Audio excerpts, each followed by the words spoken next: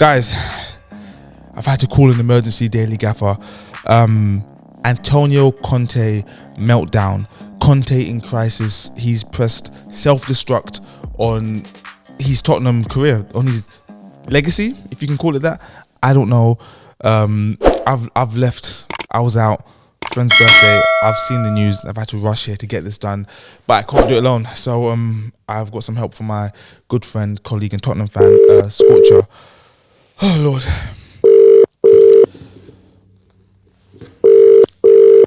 Look at this for timing. Yo, sorry, bro. Hello? Brother Scorch, how's it going? What's happening, sir? I'm fine. How are you? That's the main question. I'm alright. I'm just in the UFC. What's happening? Brother, I want to talk to you about Antonio Conte. I'm not sure if you've heard what's going on. He's been talking a lot of shit. He lashes out. He says that he's running out of excuses for the players. That this club hasn't won anything for 20 years and it's essentially ingrained in the culture. What are your thoughts? My initial thoughts are, why haven't you beaten Southampton from 3-1 up in the second half?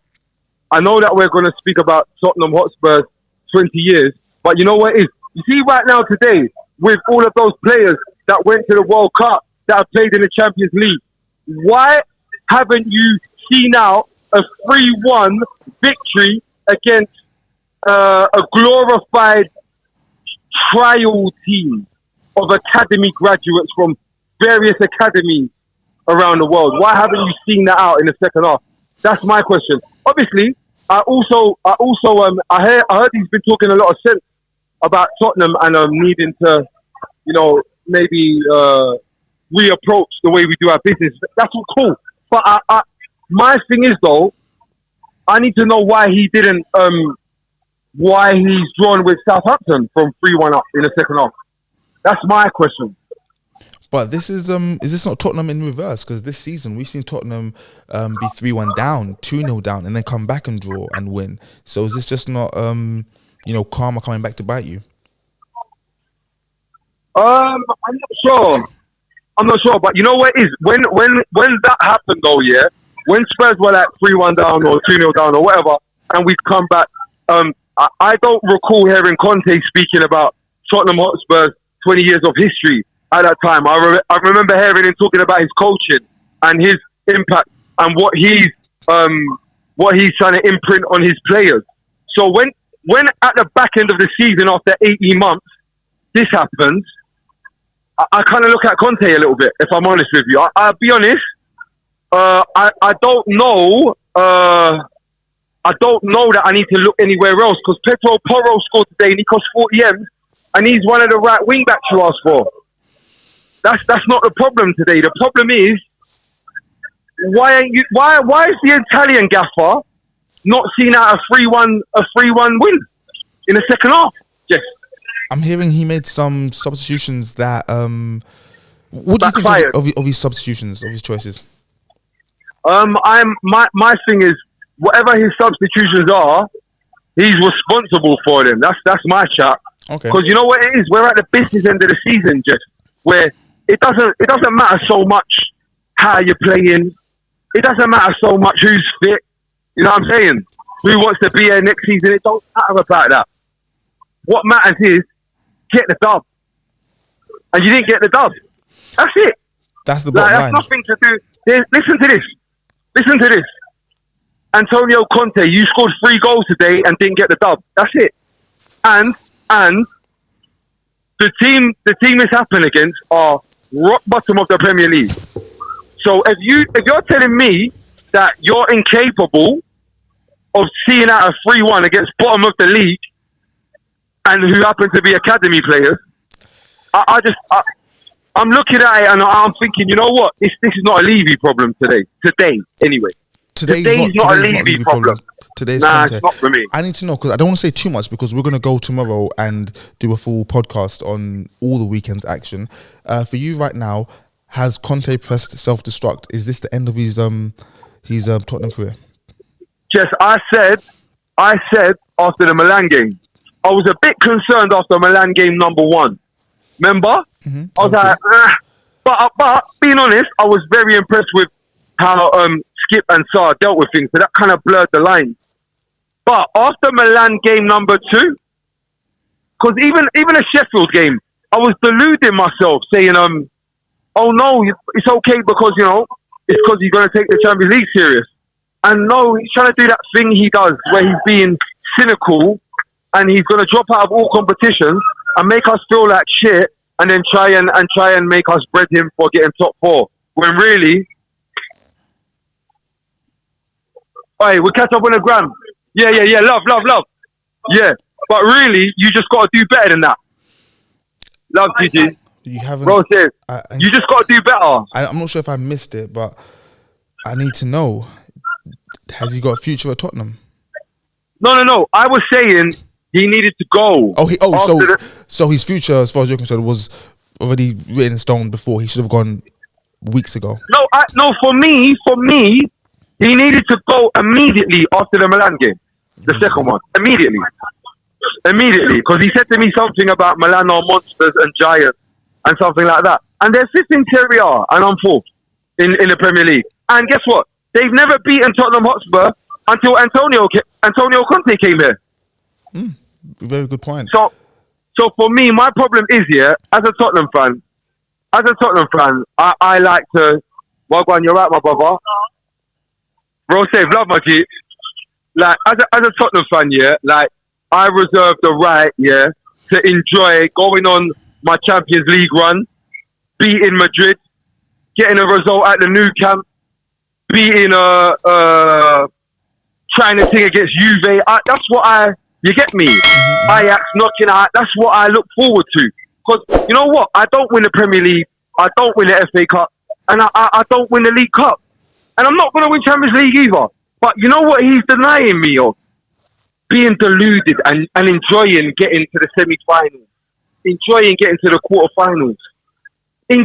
I'm not even enjoying the group stage with the easiest group.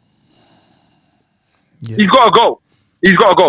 Okay. He's got to go. I won't keep you for much longer. Just a few more things. He says that the players have... Yes, I'm not going to lie. I need to go. Yeah, no, go on. What is this? If you can hack it. Is it the Usman fight? Is it who? Israel? No, Usman and Edwards, right? Is that where you are? Yeah. Oh, thanks for the invite. For the man said thanks for the invite. Like I didn't get my wrapped out. Man said, you see, I had to make this one for the culture, but yeah, go on. The last couple things. Last one. He said that the players have disrespected the fans. You're a fan. Do you feel like either the players have disrespected you, Conte has disrespected you, or is it the owners that have disrespected you? No, I'll be honest. I don't feel like anyone's disrespected me. Okay. I think the players are not good. Some of them. Okay. Like I think. Don't get me wrong. What this is the thing. And we don't need to go too deep into it because we got tomorrow. But what? I'm losing you a bit. You're sounding a bit robot-y. Should we just crack on tomorrow? Hello? What do you say? You want to go tomorrow? We'll just crack on tomorrow because I'm losing you a tiny bit. All right, cool. Say no more. Enjoy the fight, bro. Talk to you soon. All right, love. Guys, there you have it from the leader of all Tottenham fans. Conte must go. I did have a few more things that some notes from his post-match. He says in his career, this is the first time he has seen anything like this. What this is, I don't know. Okay, there are always many firsts in all of our lives, so I don't know what this thing is that he's talking about. He said that the players can't play under stress and pressure. And guys, I'm going to expand on this on our main podcast, which comes out on Monday morning. Same owner for 20 years and they win nothing, and that the fault is only ever with the manager. Guys, me as a non-Tottenham fan, I look at this and I say that there's no coming back. How does he face the players? Because I may have misheard, maybe some things were lost in translation and in the heat of the moment, because this was just after that devastating loss, that 3-3 loss. Maybe some things were lost in translation. But I felt as if he put I feel like he placed, not through, I feel like he placed a lot of the players, or all the players, under the bus. I feel like he placed the owners under the bus. I feel like he's very much deflecting any responsibility away from himself. I wouldn't like to be or have any affiliation with Tottenham on the back of my manager doing that. I'd be embarrassed. This is me as a non-Tottenham fan speaking. If the manager of my club came out and done this, I wouldn't be happy at all. How do Joe Lewis and Daniel Levy react? Do they get rid of him now? Can they get rid of him now? Usually, I always think that managers stay in the job for longer when it's not working because the buyout or the payout, is just far too steep. But Conte has a matter of, if we're being honest, a matter of weeks left in his current post, so it can't be too much to pay him out now. Maybe Tottenham think that they need him to just secure that top four and move on from there. I think the names I've heard, what did, in one of the group chats, one of the younger members of the group mentioned Ole Gunnar Solskjaer. Scorcher himself is looking at Luis Enrique. But is Tottenham just a poison chalice? These are my thoughts, because nobody can get it right. You nearly had it right in terms of winning a trophy with Mourinho, and in the 11th hour, he gets the sack. Conte got the sack, if I recall, a matter of months after getting Spurs to the Champions League final.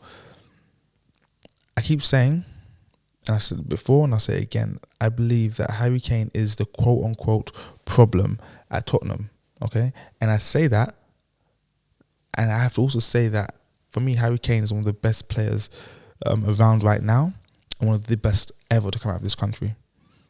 I think he's phenomenal. But he has a style of play. And I feel like his style of play and Conte's style of play are at odds with one another. And I feel like even with any other manager, Harry Kane is going to force the team to bend to his will. He's not very athletic, but he's very technical.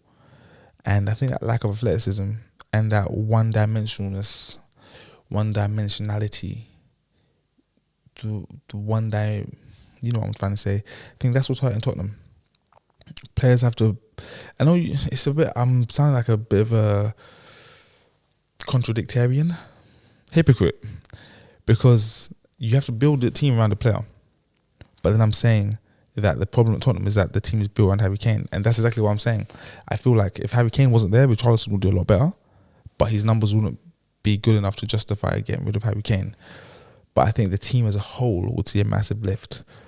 I'm going to close by saying that what Conte done after that draw with bottom of the league Southampton, a team who will be playing next season and the foreseeable future in the Football League, not in the Premier League, was unacceptable.